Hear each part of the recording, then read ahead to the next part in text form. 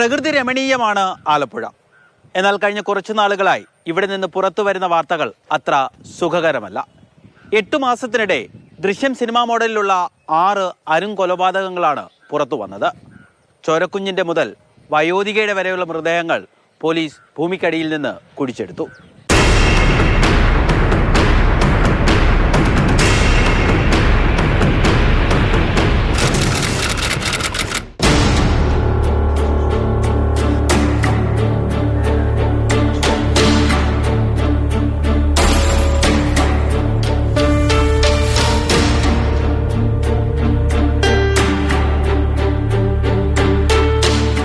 സഹോദരിയെ കൊന്ന് സഹോദരൻ വീടിന്റെ പിറകിൽ കുഴിച്ചിട്ടതാണ് ജില്ലയിൽ നിന്ന് ഈ വർഷം ആദ്യം പുറത്തു വന്ന ദൃശ്യം സിനിമാ മോഡൽ കൊലപാതകം.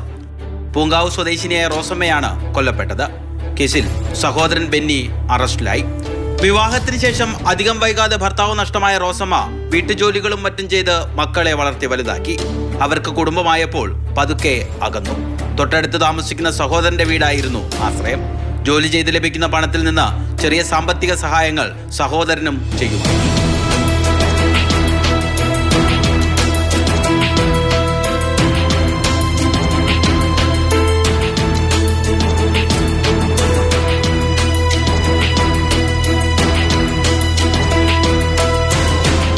അതിനിടെ ഒരു ദല്ലാൾ വഴി റോസമ്മയ്ക്ക് ചമ്പക്കുളം സ്വദേശിയുടെ വിവാഹാലോചന വന്നു.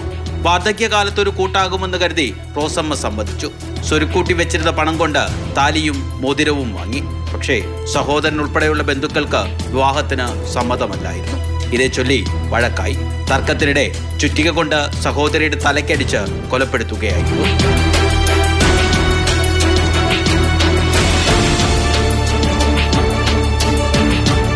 കെട്ടിട നിർമ്മാണ തൊഴിലാളിയായ ബെന്നി മറ്റാരുടെയും സഹായമില്ലാതെ മൃതദേഹം വീടിന് പിറകിൽ കുഴിച്ചിട്ട് ഇഷ്ടികയും നിരത്തി. കുറച്ചു ദിവസം റോസമ്മയെ പുറത്തു കാണാതായപ്പോൾ അയൽവാസികൾ തിരക്കിയിരുന്നു. വീട്ടുജോലിക്ക് പോയെന്നായിരുന്നു ബെന്നിയുടെ മറുപടി. പക്ഷേ ആ രഹസ്യം അധിക നാൾ ഉള്ളിൽ സൂക്ഷിക്കാൻ ആ നാട്ടുംപുറത്തുകാരനായില്ല.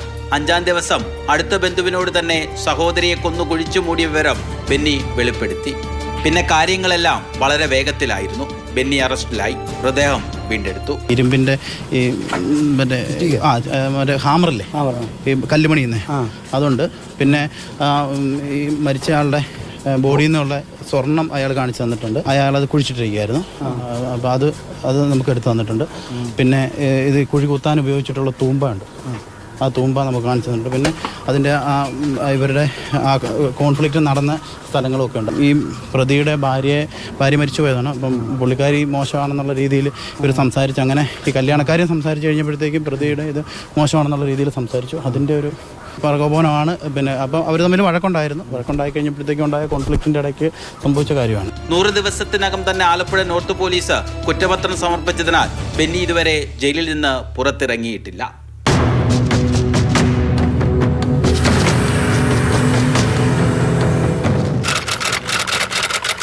മാന്നാറിൽ നിന്നും 15 വർഷം മുൻപ് കാണാതായ കലയെ ഭർത്താവും സുഹൃത്തുക്കളും ചേർന്ന് കൊന്നു കുഴിച്ചുമൂടി എന്ന വാർത്ത ഞെട്ടലോടെയാണ് കേരളം കേട്ടത്.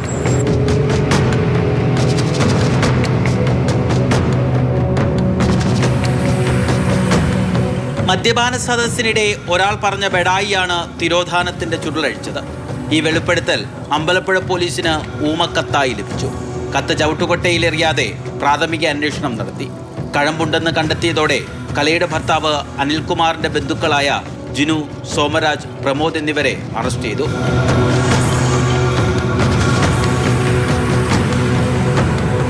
വ്യത്യസ്ത സമുദായക്കാരും ഒരേ നാട്ടുകാരുമായ കലയും അനിൽകുമാറും പ്രേമിച്ച് വിവാഹിതരായവരാണ്. കലയ്ക്ക് മറ്റൊരാളുമായുള്ള അടുപ്പമാണ് കൊലപാതകത്തിന് പ്രേരണയെന്നാണ് പോലീസിന്റെ കണ്ടെത്തൽ. അനിൽകുമാറും സംഘവും ചേർന്ന് കാറിൽ ആളൊഴിഞ്ഞ സ്ഥലത്തെത്തിച്ച് ശ്വാസം മുട്ടിച്ച് കൊലപ്പെടുത്തുകയായിരുന്നു. ശേഷം വീടിന്റെ സേഫ്റ്റി ടാങ്കിലിട്ടു.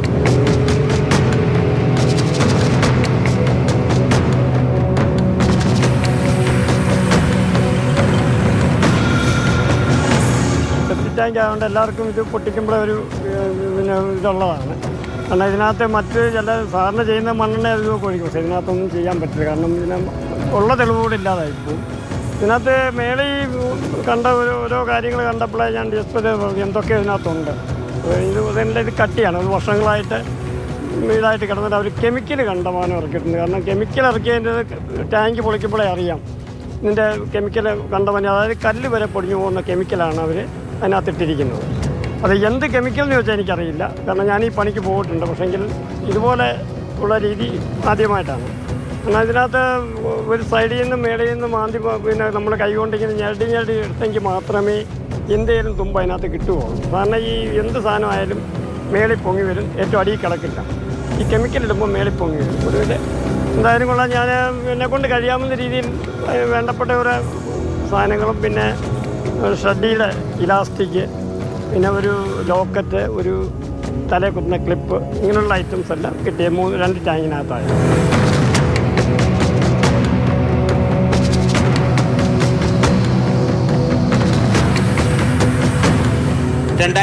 ിൽ നടന്ന കൊലപാതകത്തിന്റെ വിവരം ജൂലൈയിലാണ് പുറത്തു വന്നത്. കേസിലെ 1-ാം പ്രതിയായ കലയുടെ ഭർത്താവ് അനിൽകുമാർ ഇസ്രയേലിലാണ്. ഇയാളെ നാട്ടിലെത്തിക്കാനായി റെഡ് കോർണർ നോട്ടീസ് ഇറക്കാൻ പോലീസ് ആഭ്യന്തര മന്ത്രാലയത്തെ സമീപിച്ചെങ്കിലും അനുമതി ലഭിച്ചില്ല. കേസിൽ നേരത്തെ അറസ്റ്റിലായ ജിനു, സോമരാജ്, പ്രമോദ് എന്നിവർക്ക് ജാമ്യം ലഭിച്ചു. കാരണം 90 ദിവസത്തിനകം കുറ്റപത്രം സമർപ്പിക്കാനായില്ല. ദൃക്സാക്ഷികൾ ഇല്ല എന്നതും സംഭവത്തിന്റെ കാലപ്പഴക്കവും അന്വേഷണത്തിന് വെല്ലുവിളിയായി മാറിയിട്ടുണ്ട്. മാത്രവുമല്ല, മൃതശരീരം സെപ്റ്റി ടാങ്കിൽ നിന്നും മറ്റൊരിടത്തേക്ക് അനിൽകുമാർ മാറ്റിയിട്ടുണ്ടാകാനുള്ള സാധ്യതയും തള്ളിക്കളയുന്നില്ല.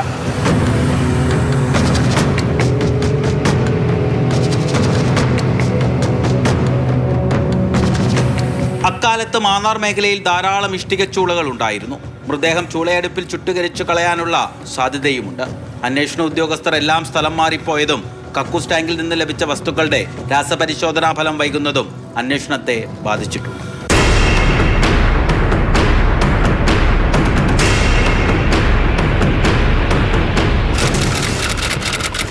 പാണാവള്ളി സ്വദേശിനിയും അവിവാഹിതയുമായ യുവതി അമിത രക്തസ്രാവത്തിന് എറണാകുളത്തെ ഒരു സ്വകാര്യ ആശുപത്രിയിൽ ചികിത്സ തേടുന്നു. അവിടുത്തെ ജീവനക്കാരുടെ സംശയമാണ് ചോരക്കുഞ്ഞിന്റെ കൊലപാതകം പുറത്തെത്തിച്ചത്.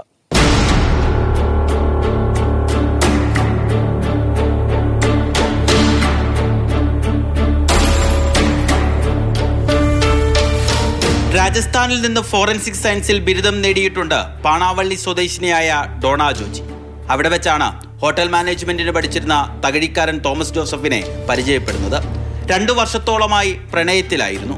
ഇരുവരുടെയും വിവാഹം വീട്ടുകാർ പറഞ്ഞ് ഉറപ്പിച്ചതുമാണ്. ഇതിനിടെ ഡോണ ഗർഭിണിയായി. വിവരം ബന്ധുക്കളിൽ നിന്ന് മറച്ചുവെച്ചു. വീട്ടിൽ പ്രസവിച്ച ശേഷം പെൺകുഞ്ഞിനെ ബക്കറ്റിൽ തോമസിന് കൈമാറി. ജനിച്ചപ്പോൾ തന്നെ കുഞ്ഞിന് ജീവനില്ലായിരുന്നു എന്നാണ് ഡോണയുടെ മൊഴി.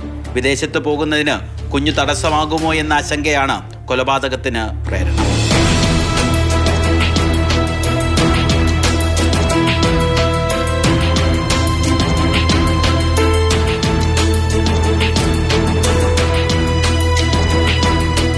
തോമസ് ജോസഫും സുഹൃത്ത് അശോക് ജോസഫും ചേർന്ന് ബൈക്കിൽ ബക്കറ്റിൽ തന്നെ ചോരക്കുഞ്ഞിനെ തകഴി കുന്നുമ്മയിലെത്തിച്ച് പാടശേഖരത്തിന്റെ ബണ്ടിൽ കുഴിച്ചിട്ടു.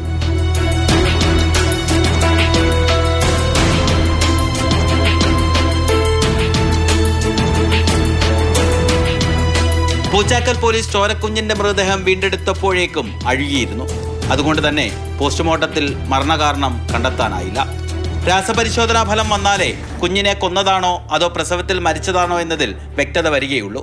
കേസിൽ ഡോണ തോമസ് ആണ് 1-ാം പ്രതി. കാമുകൻ തോമസ് ജോസഫും ഇയാളുടെ സുഹൃത്ത് അശോക് ജോസഫുമാണ് 2ഉം 3ഉം പ്രതികൾ. 3-ാം പ്രതിക്ക് ജാമ്യം ലഭിച്ചു.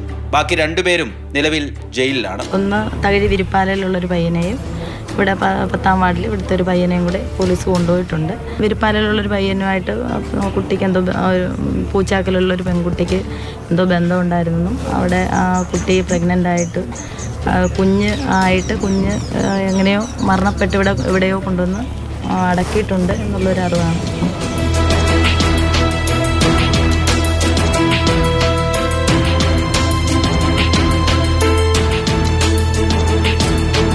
ഗർഭിണിയാണെന്ന വിവരം മകൾ തുറന്നു പറഞ്ഞിരുന്നുവെങ്കിൽ ഇങ്ങനെയൊന്നും സംഭവിക്കില്ലായിരുന്നു എന്നാണ് ഡോണയുടെ ബന്ധുക്കൾ പോലീസിന് മൊഴി നൽകിയത്. അതുകൊണ്ട് തന്നെ അവർ കുഞ്ഞിന്റെ മൃതദേഹം ഏറ്റുവാങ്ങി വലിയ ചുടുകാട്ടിൽ സംസ്കരിച്ചു.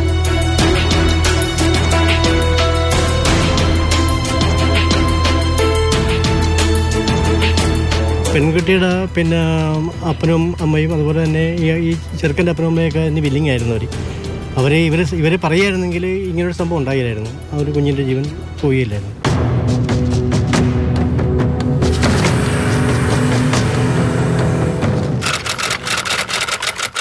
ഒരു മാസം തികയും മുൻപേ സമാനമായ രീതിയിൽ ആലപ്പുഴയിൽ മറ്റൊരു കുഞ്ഞിനു കൂടി ജീവൻ നഷ്ടമായി. അവിടെയും അമ്മയും ആൺസുഹൃത്തും ചേർന്നാണ് കുഞ്ഞിനെ കൊന്നത്.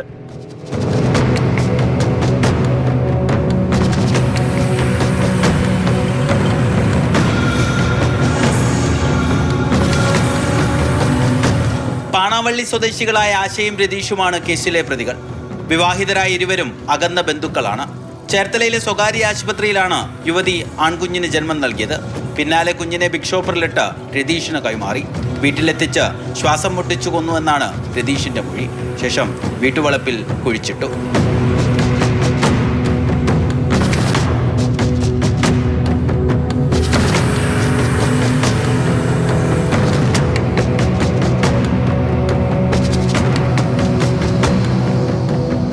കുഞ്ഞിനെ കാണാനില്ലെന്ന വാർത്ത മാധ്യമങ്ങളിൽ കണ്ടതിന് പിന്നാലെ മൃതദേഹം പുറത്തെടുത്ത് കുളിമുറിയിലേക്ക് മാറ്റി.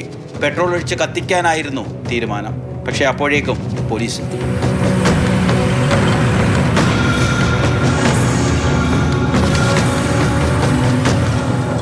ആശാപ്രവർത്തകയായ ത്രിപുരേശ്വരിയുടെ നിർണായക ഇടപെടലാണ് കൊലപാതക വിവരം പുറത്തെത്തിച്ചത്.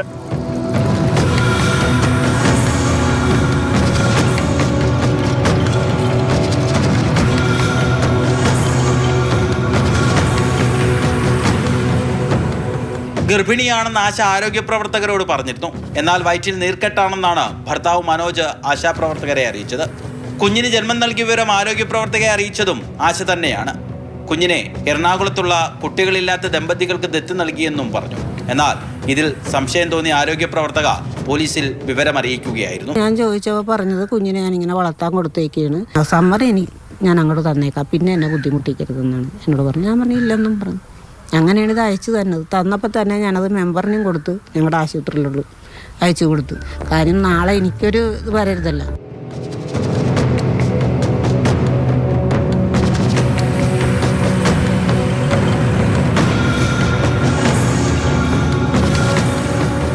സാമ്പത്തിക ബുദ്ധിമുട്ടും നാണക്കേടും കൊണ്ടാണ് കുഞ്ഞിനെ ഒഴിവാക്കിയതെന്നാണ് ആശയുടെ മൊഴി.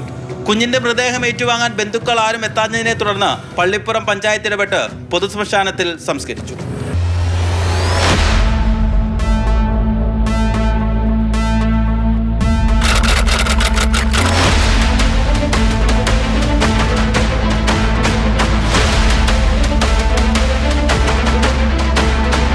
എറണാകുളത്ത് നിന്ന് കാണാതായ സുഭദ്ര എന്ന വയോധികയുടെ മൃതദേഹം പിന്നീട് കണ്ടെത്തുന്നത് കലവൂർ കോർത്തുശ്ശേരിയിൽ സുഹൃത്തുക്കൾ താമസിച്ച ഈ വീട്ടുവളപ്പിൽ കുഴിച്ചിട്ട നിലയിലാണ്. കൊച്ചി കടവന്ത്ര സ്വദേശിനിയായ 72-കാരിയെ ഓഗസ്റ്റ് ആദ്യമാണ് കാണാതാകുന്നത്. 2 ദിവസത്തിന് ശേഷം ബന്ധുക്കൾ പോലീസിൽ പരാതി നൽകി. ഫോൺ കോൾ പരിശോധിച്ചപ്പോൾ കലവൂരിലാണ് അവസാനമെത്തിയതെന്ന് വ്യക്തമായി. സുഭദ്രയുമായി അടുപ്പമുണ്ടായിരുന്ന ഷർമിളയെയും ഇവരുടെ സുഹൃത്ത് മാത്യൂസിനെയും സ്റ്റേഷനിലേക്ക് വിളിച്ചു വരുത്തി ചോദ്യം ചെയ്തെങ്കിലും അതിസമ്മർദ്ദമായി ഒഴിഞ്ഞുമാറി. തുടർന്ന് വിദഗ്ധ പരിശീലനം ലഭിച്ച നായയെ കലവൂരിലെത്തിച്ച് പരിശോധന നടത്തിയപ്പോൾ മൃതദേഹത്തിന്റെ സാന്നിധ്യം തിരിച്ചറിഞ്ഞു.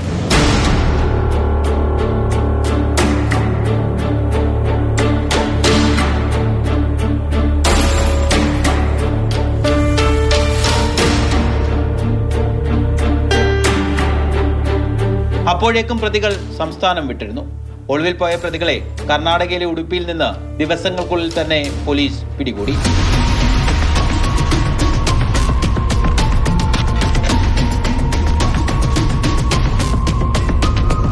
സുഭദ്രയും ഷർമിളയും തമ്മിൽ വർഷങ്ങളായി പരിചയമുണ്ട്. ഷർമിള എറണാകുളത്ത് താമസിക്കുമ്പോഴാണ് പരിചയപ്പെട്ടത്.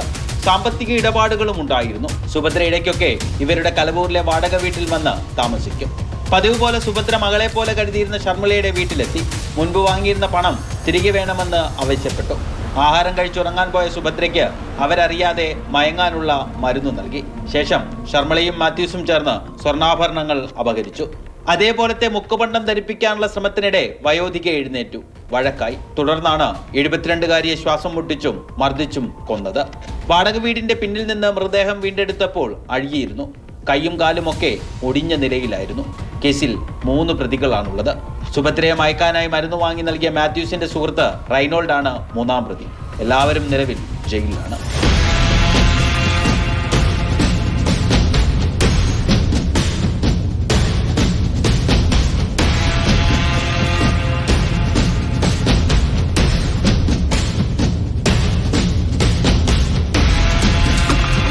ഇന്നും ആളുകൾ ഈ വീടിനെയും പരിസരത്തെയും ഭീതിയോടെയാണ് കാണുന്നത്. സംഭവത്തിന് ശേഷം ആരും തന്നെ ഈ വീട്ടിലേക്ക് താമസത്തിനായി എത്തുന്നില്ല. അതിനുശേഷം നമ്മളാരും സന്ധ്യ കഴിഞ്ഞാൽ അതിലേ പോകാറില്ല. എല്ലാവർക്കും ഭയങ്കര പേടിയാണ്, പരിസരവാസികൾക്കും പേടിയാണ്, അതിലൂടെ വഴി പോണവർക്കും എല്ലാവർക്കും പേടിയാണ്. ഈ കറണ്ടൊക്കെ ഇല്ലാത്ത സമയത്തൊക്കെ ഭയങ്കര ബുദ്ധിമുട്ടിലാണ് അതിലൂടെ പോണത്. പിന്നെ ഇപ്പോൾ അവരുടെ വീട്ടിലാണെങ്കിൽ അവർ താമസിക്കാൻ വന്നെങ്കിൽ ആ പുള്ളിക്ക് വയ്യാതിരിക്കുകയാണ്. നമ്മളെല്ലാം അന്ന് ഇതിങ്ങനെ എടുത്തിട്ടുള്ളതൊക്കെ കണ്ടതും ഇത്രയും ദിവസം ഇങ്ങനെ കിടന്ന് അതിനകത്തിട്ടാണ് കൊന്നതെന്നൊക്കെ പറഞ്ഞപ്പോൾ ആൾക്കാർക്ക് സ്വാഭാവികമായിട്ടുണ്ടാവുമല്ലോ ഒരു പേടി. അതുകൊണ്ട് ഇങ്ങനെ ഒരു സംഭവം നടന്നപ്പോൾ ആൾക്കാർ പിന്നെ വരത്തില്ലല്ലോ, ഉടനെ ഒന്നും വരത്തില്ല. പൊതുവഴിയൊന്നും അല്ല, അതിലെ ആൾക്കാർ വരുമായിരുന്നു, ഇങ്ങനെ ചുറ്റിക്കറങ്ങണ വരും, അതിലെ വരുവാണ്. ഇപ്പോഴാരും അതിലാരും വരാറില്ല. പ്രതികൾക്ക് ജാമ്യം ലഭിക്കുന്നത് ഒഴിവാക്കാനായി 90 ദിവസത്തിനുള്ളിൽ കുറ്റപത്രം സമർപ്പിക്കാനുള്ള ശ്രമത്തിലാണ് അന്വേഷണ സംഘം.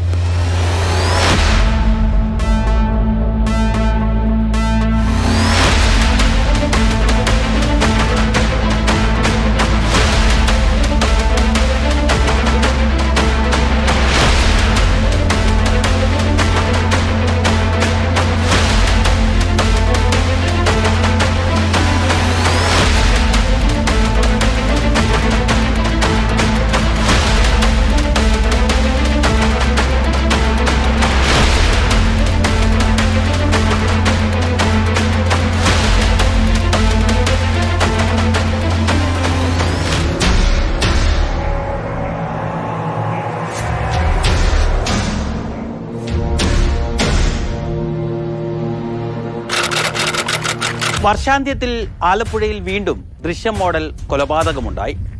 വിവാഹിതനായ കാമുകൻ വിവാഹമോചിതയായ കാമുകയെ കൊന്ന് വീടിനോട് ചേർന്നുള്ള പുരയിടത്തിൽ കുഴിച്ചുമൂടി.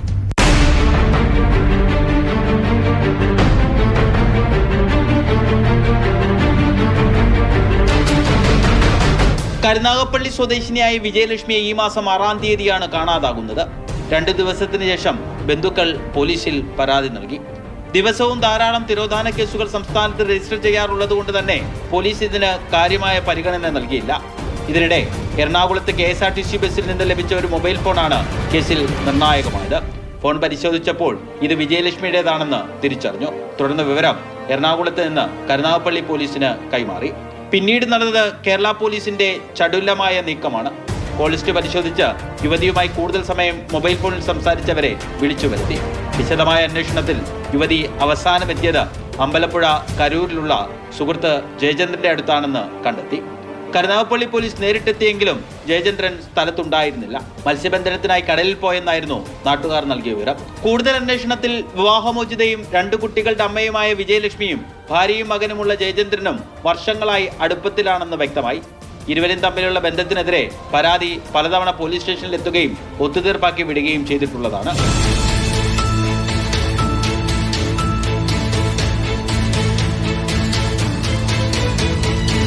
ഭാര്യയും മകനും ഇല്ലാതിരുന്ന സമയത്താണ് ജയചന്ദ്രൻ വിജയലക്ഷ്മിയെ ഈ വീട്ടിലേക്ക് വിളിച്ചു വരുത്തുന്നത്.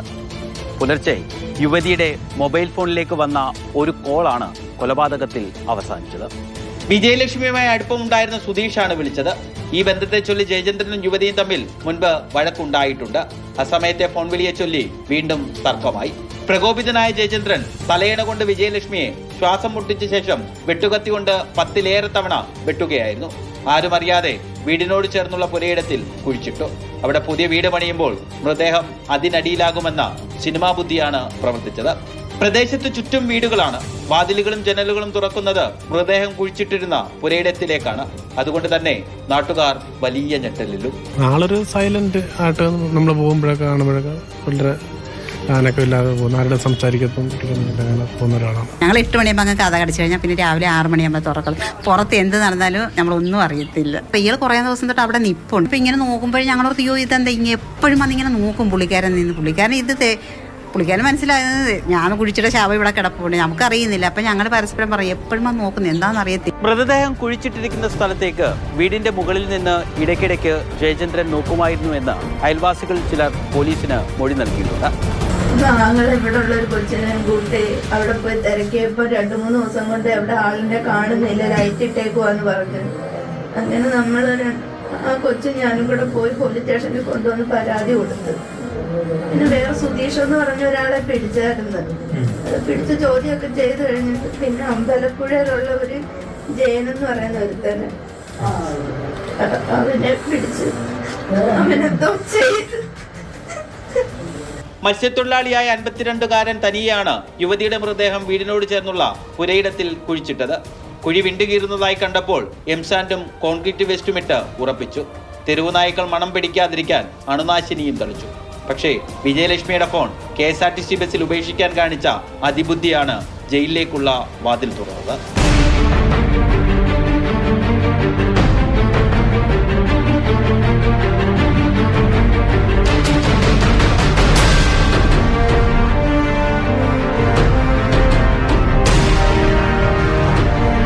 ദൃശ്യം സിനിമയിൽ ജോർജ് കുട്ടിയും കുടുംബവും രക്ഷപ്പെട്ടതുപോലെ യഥാർത്ഥ ജീവിതത്തിൽ കാര്യങ്ങൾ അത്ര എളുപ്പമല്ല.